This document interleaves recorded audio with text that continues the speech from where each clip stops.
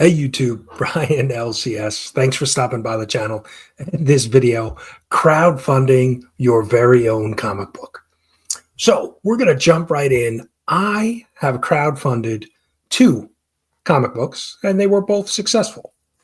The Doctor, issue number 1, and The Doctor, issue number 2.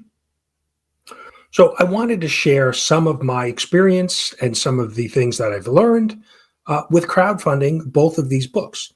I think the biggest thing to start with is that you need to have an audience before you even start your campaign. And I'm going to talk mainly about Kickstarter because that's the platform that I used to fund both of these projects. But I think where a lot of projects fail is because you don't have that built-in audience. It's almost impossible to just put your project up on, say, Kickstarter. And if we take a look right now, I think there's close to over 30,000 comic book projects up on Kickstarter today. So if you do that without having an audience, a presence, whether it's here on YouTube or on a podcast or on some type of social media, Instagram, X, Facebook, wherever it is, I think it's going to be tough to be successful with your project because you're just simply not going to get a lot of eyeballs on that project.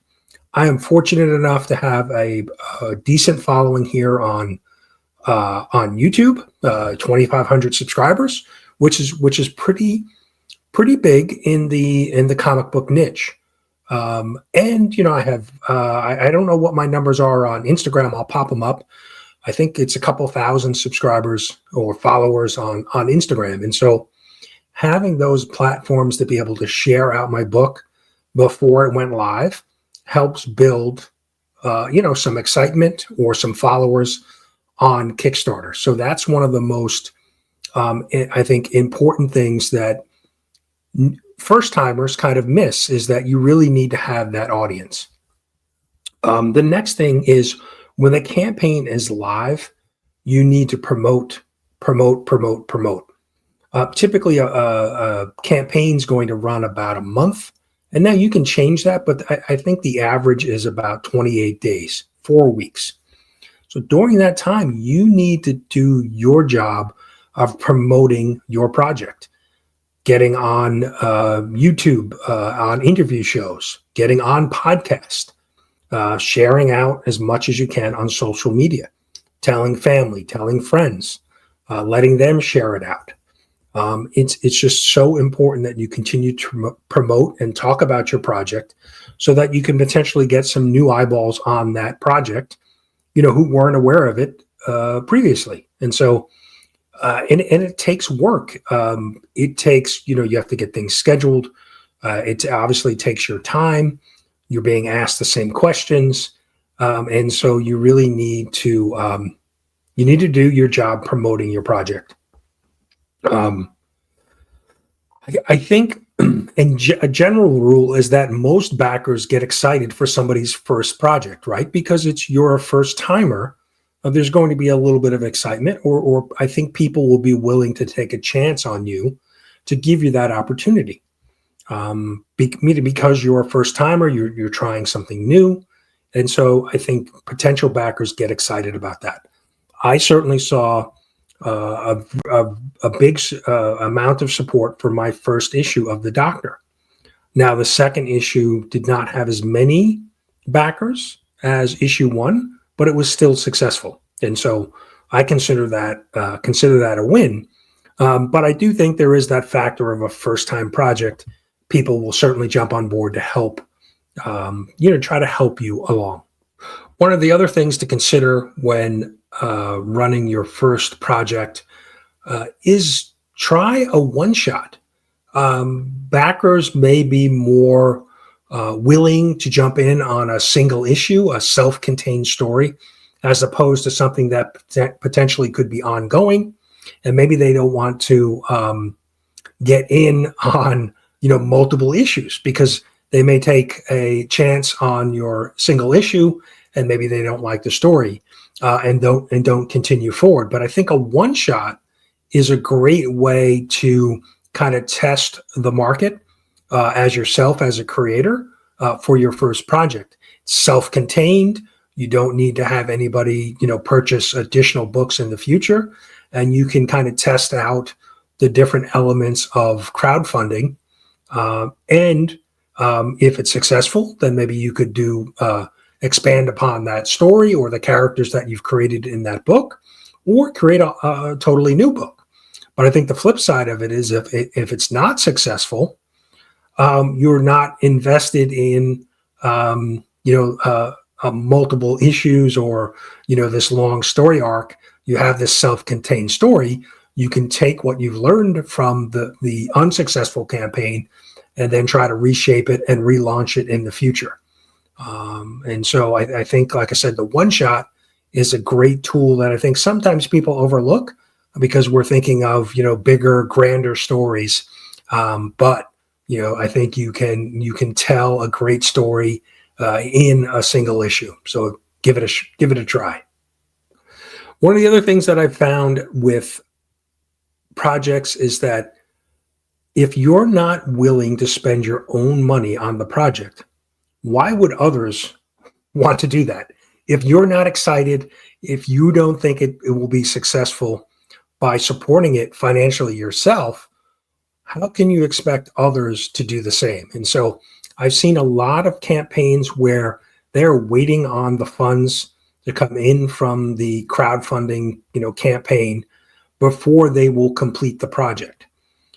And we're going to talk a little bit about cost of a project, but I think that is a bad sign for potential backers. If you're not excited and if you're not willing to put your own money in to support the project, why would somebody else? If you don't believe in it, why would they believe in it? So I recommend that you try to do as much of the project, self-fund as much as the project as you can. And one of the other things that will help you with is it shrinks the window once the campaign ends when you can deliver that to your backers.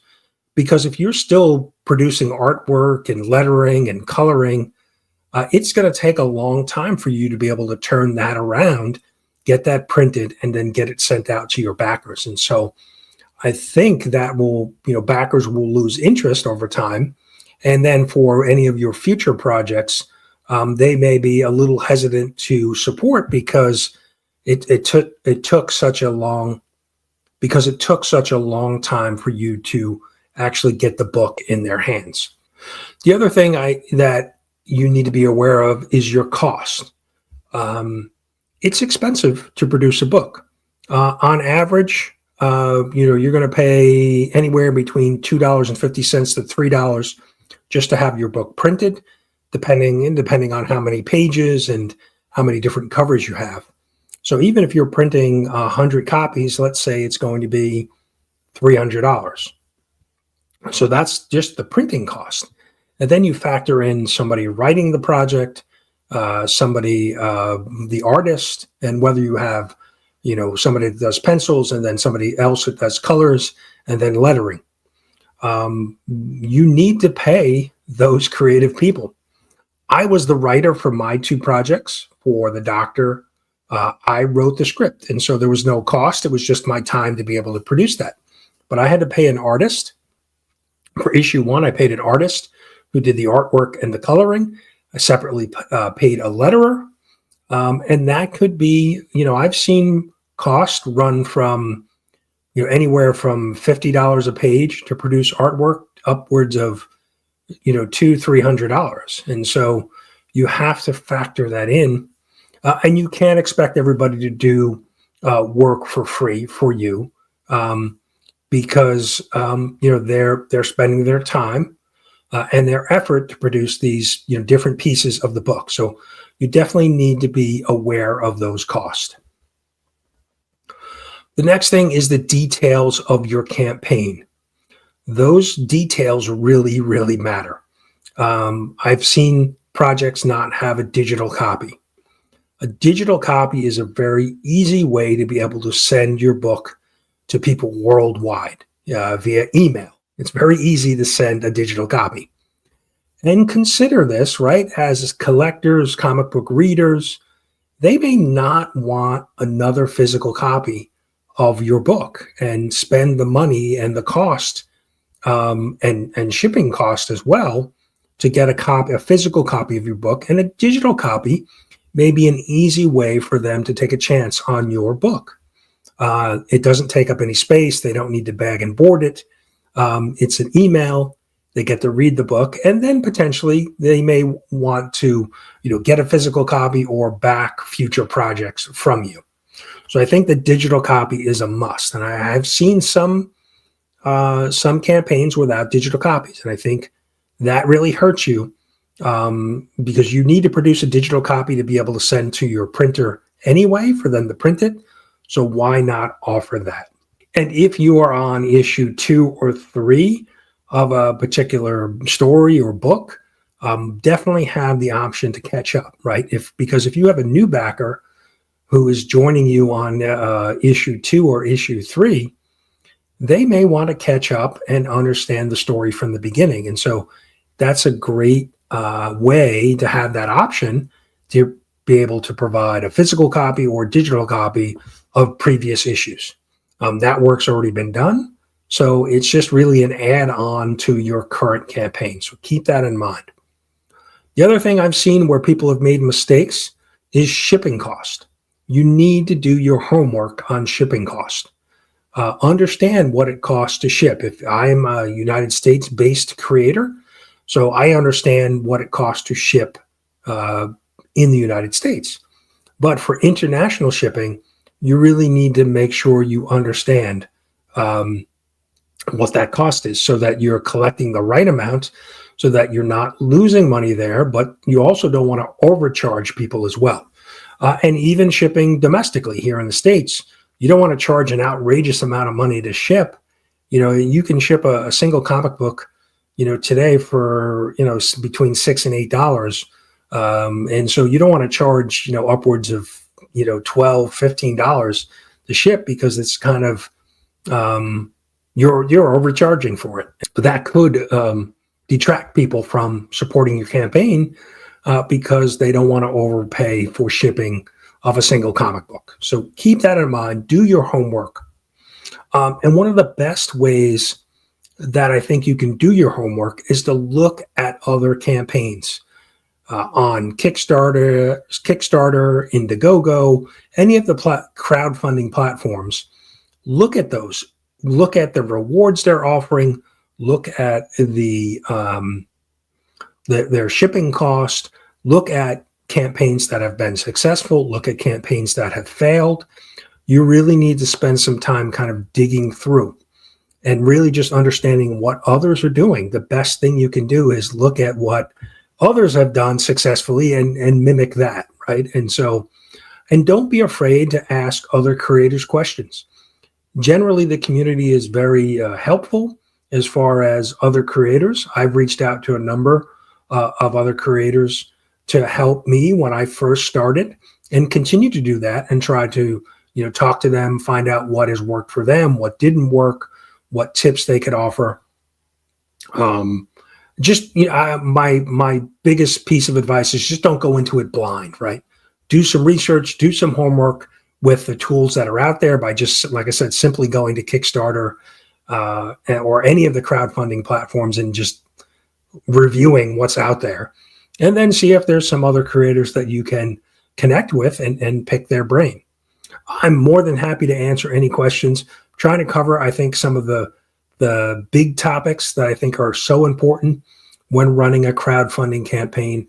I wanted to cover them here in this video, but certainly you can leave me a comment or reach out to me directly on Instagram or via email. I'd be happy to answer any questions if you are considering running your own project, crowdfunding, a comic book, a graphic novel. I'd be happy to answer any questions that, in my limited experience, two campaigns that I can answer for you. So happy to do that. I want to be able to share, what I've learned and my experience so far, and some of the things that I've learned from others, along the way. So, but that's what I've got for you today. Wanted to share, like I said, and thank everybody who has backed both the Doctor issue 1, which was successful, and now issue 2. And a big shout out to Philtastic Comics and Art and Rad Comics and Art, who did the covers for the issue for issue number 2 of the Doctor. Really excited.